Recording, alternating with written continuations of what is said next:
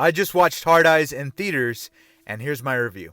But before we get started, make sure to follow me because I love talking about movies. This is not a spin-off to the Emoji Movie.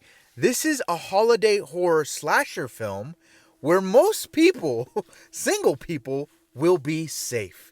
As the Hard Eyes killer on Valentine's Day wreaks havoc, stalking and murdering couples. As someone that loves genre movies, specifically horror, Hard Eyes does a really good job of parodying rom-com while not holding back on the horror elements and brutality. I was surprised by the intensity of the death scenes. Also, the cinematography was so slick.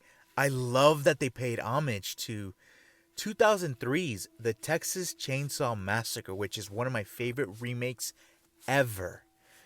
Pay close attention to the camera work in the van scene in Hard Eyes, where they're panning out from a hole. Very reminiscent of what happens in the Texas Chainsaw Massacre, which masterful filmmaking. This is the scene of the shot I'm talking about in Texas Chainsaw Massacre. So as a massive fan of the horror genre, I have to give props to the filmmaker here because you can tell they love this genre as well. The mask is ridiculous.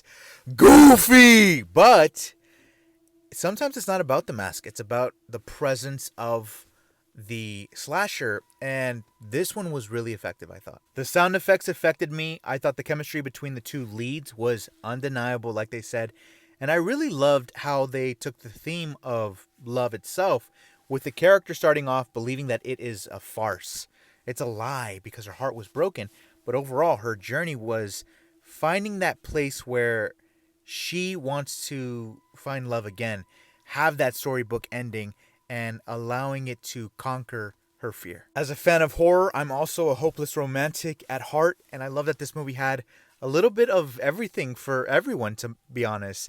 Action, comedy, horror, suspense, and it handles all of those tones very well. This movie is absurdity, but it's self-aware with how it's implementing this idea that love is a beautiful thing.